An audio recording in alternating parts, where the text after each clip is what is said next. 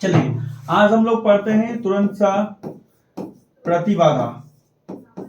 AC circuit होता है उसमें प्रतिबाधा जिसको बोलते हैं हम लोग इम्पीडेंस। ठीक है, इम्पीडेंस। इम्पीडेंस को हम लोग सूचित करते हैं जेड से। जेड का एसआई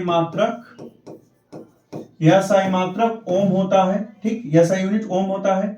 बीमा यानी कि डायमेंशन जो होता है वो होता है M L square T minus three A minus two या M L square T minus three I minus two, क्योंकि करंट का यानी कि धारा का ए और आई दोनों होता है। ठीक, अगर केवल प्रतिबाधा पूछ रहा है तब भी इसी से आपको ध्यान रखना है, क्या प्रतिरोध पूछ दे तब भी, प्रतिघात पूछ दे तब भी, सबका यूनिट और डायमेंशन यानी कि रेसिस्टेंस पूछे रेसिस्टेंस तब भी, रिएक्टेंस पूछे तब भी, सबका यूनिट और डायमेंशन सेम है यानी सबका मात्रक और बीमा समान होता है। अब आपसे क्वेश्चन ऑब्जेक्टिव जो पूछा जाता है वो ऐसा होता है कि किस परिपथ का क्या प्रतिबाधा होता है, किस परिपथ का क्या प्रतिबाधा होता है, कौन से सर्किट का। तो कुल सर्किट जो होता है वो 7 होता है। पहला केवल आर यानी सिंपल आर, दूसरा होता है केवल एल, तीसरा होता है सी।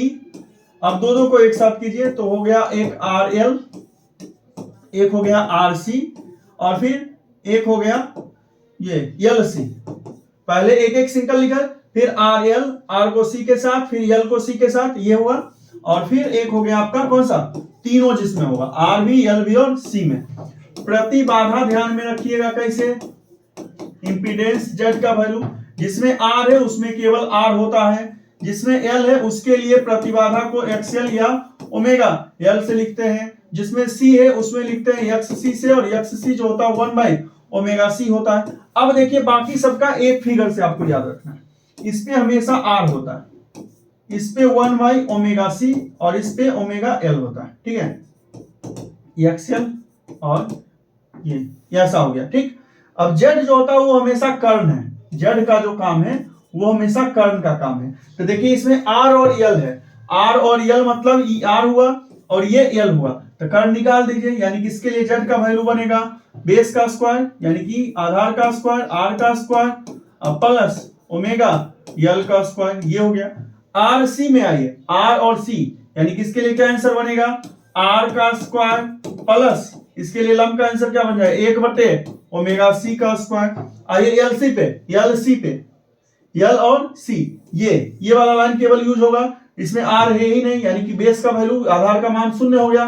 तो ये दोनों में होता है दो तरह का आंसर बनता है, ई बड़ा होगा या ई बड़ा होगा, तो जो बड़ा होगा वो प्लस में, जो छोटा होगा वो माइनस में। तो इसके लिए आंसर बनेगा केवल इसका स्क्वायर हटा लीजिएगा क्योंकि यही केवल वैल्यू है, बेस यहाँ है ही नहीं, 0 है। आंसर बन जाएगा सीधे या तो 1/ओमेगा-सी माइनस ओमेगा एल या ओमेगा एल माइनस 1/ओमेगा-सी, और सबसे लास्ट वाले में आइए ये वैल्यू है ही ओमेगा एल का स्क्वायर और इसमें आर है, इसके पीछे वाले में आर नहीं था लेकिन इसमें आर है तो प्लस में आर का स्क्वायर। ये हो गया एक साथ आपका सारा प्रतिबाधा। ठीक है, इसके आगे हम लोग अगले दिन पढ़ते हैं।